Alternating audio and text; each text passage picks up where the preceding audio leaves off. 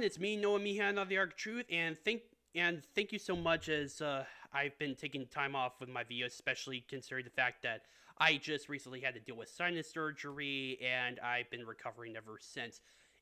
I've been doing pretty well so far. I've been managing to breathe it out of my nose, and it's just done wonders. I haven't breathed this well through my nose or through my mouth in quite a while, and honestly, it's a godsend. But thank you so much, you guys, for all of you just continuing to subscribe to my channel and for just supporting my channel, even if it's before me taking a hiatus for some time for my surgery. Just thank you for your continued support.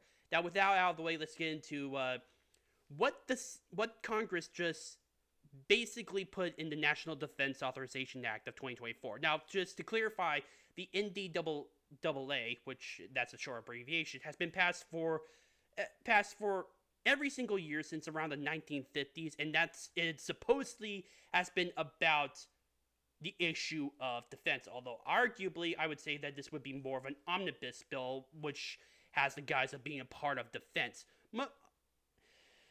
And anytime when there's a situation where a president wanted to veto it, usually Congress had the power to override it, taking into consideration the National Defense Authorization Act of 2021 that Donald Trump vetoed, but of course Congress was like, screw you, and just decided to go along with it anyway.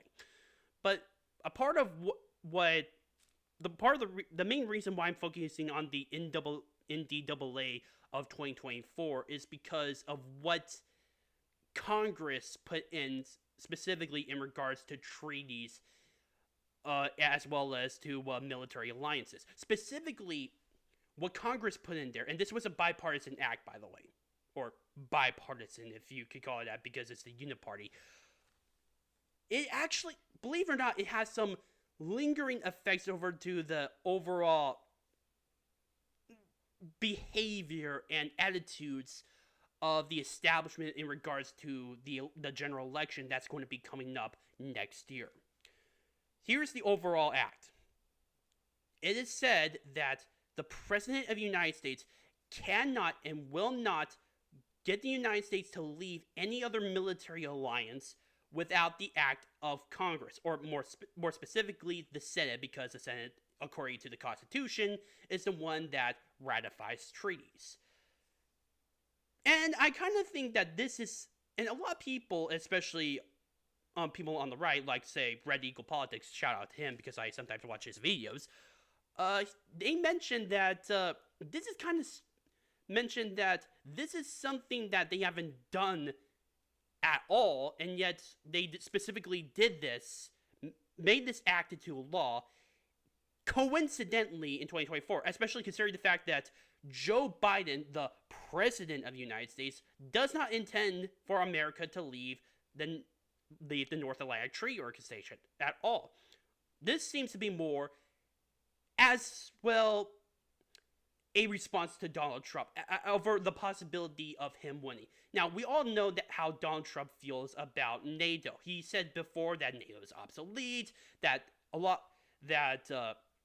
the member states are not paying their fair share, which, just to be clear, is having their GDPs be 2% in regards to military expenditure and spending. A lot of NATO members have refused to make it that threshold. One of them being, I think it was Germany. The only few, I think, are the UK, Poland, and just a few smaller ones. But overall, most of the time, it's not. They do not meet that threshold, despite that being part of the treaty. But in regards to this act, it seems really strange that Congress specifically states that the president cannot, within his own authority, withdraw the United States from certain organizations, like, again, with military alliances such as NATO, unless they view the possibility of someone in the opposition, such as, say, Donald Trump, going and becoming president of the United States. Now, I'm not saying that Donald Trump is going to somehow get out of NATO or that sort of thing. I don't think that's what he intends to do. But it does go to show that this very act signals that the establishment kind of thinks that there's a major chance that Donald Trump has the possibility of winning the 2024 election. And you cannot necessarily blame them, and I'm trying to speak objectively here. I'm actually excited with the fact that Donald Trump is scaring the living crap out of these guys.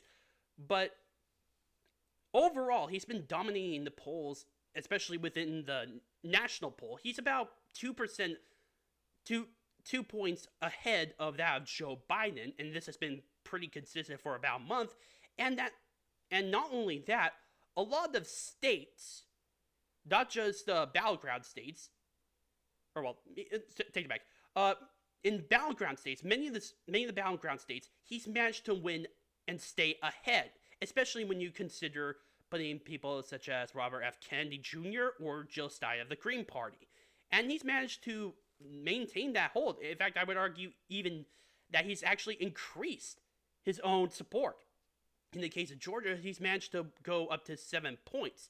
In fact, I will be linking one of 666 Hammer's videos down in the description below, where he does a little bit more analyzing over the issue of polls in specific battleground states from Michigan to Wisconsin, Nevada, Arizona, yada, yada, yada. But so far, Donald Trump is leading. Hell, the lowest as far as I know, where he is leading by a small margin is in Pennsylvania, and that's by 2 points. As far as I know, Joe Biden is not leading in any of them in the battleground states. Hell, even in the cases of major solid blue states, such as in New York, where Democrats overall have control of that state, it's D plus 24. Joe Biden is ahead of Donald Trump by only 10 points. That's, while true that's still a lot, it nonetheless goes to show that it's actually quite smaller when compared to other Democratic candidates who ran for the presidency, whether they won or not. So that spells more doom for him. So yeah, of course the Union Party decided that, well, let's just make sure we hamper if Donald Trump does become president. Let's make sure we hamper his ability even further. Although I would argue that this would potentially lead to a Supreme Court battle over the constitutionality of this act. Because according to Article 2, which is in regards to the executive, the president is the chief diplomat of the United States. As well as being commander-in-chief and a lot of that other stuff. But he's overall the chief diplomat for the United States. He's the one who tries to come up with treaties, and of course, the Senate is the one that ratifies them. However, it said nothing about the Senate about the president needing the consent of the Senate in order to remove the United States from certain trade treaties or military alliances. And I'm basing this decision off of another issue in regards to checks and balances. There was a Supreme Court case called Myers v. United States. And I'm looking at this through Wikipedia, but that's more of just to get the simplified version. So I would highly suggest looking at other sources. But nonetheless, just for the simplified version. A guy named Frank Myers was a postmaster in Portland, Oregon, but he was removed from office under President Woodrow Wilson. Due to the fact that there was an 1876 federal law where it basically said the same thing, that that the president cannot remove certain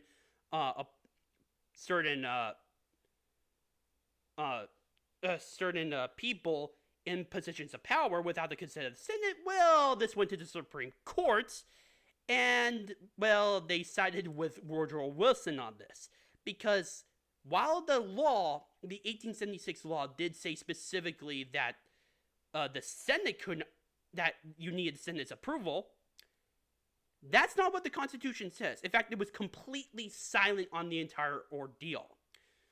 So, basing the situation of Myers v. United States, if the president did not need the consent of the Senate or any act of Congress to remove a person within the executive branch, why the hell would the president need the Senate's approval in order to remove the United States from certain trade treaties or alliances or anything whatsoever on the foreign stage?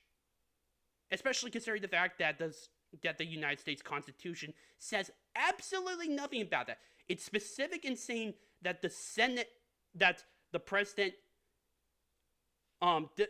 president is the chief diplomat, and that treaties are signed and ratified, or well, not signed, they're ratified by the Senate, but it said nothing about leaving the treaties and alliances. So, who knows? This could definitely be, this would probably be going to the Supreme Court case in sometime in the future. Whether that would happen under Donald Trump's potential second term, I have no idea, but I do know is this is just a flex on trying to prevent Donald Trump from doing anything whatsoever which would hamper the Unit Party. But overall, I would argue that this further shows their attitude that they're scared. They honestly think that Joe Biden is not capable of winning a second term, at least not without certain shenanigans going on. And honestly, I would say they unintentionally gave people, specifically who support Donald Trump, a major white pill. My name is Naomi and the Arc of Truth. Please post your comments down below, like this video, subscribe, share, and friends. Also, if you have any issues regarding my videos, such as how I speak, or any improvements whatsoever, please post in the comment section down below or directly message me. Thank you.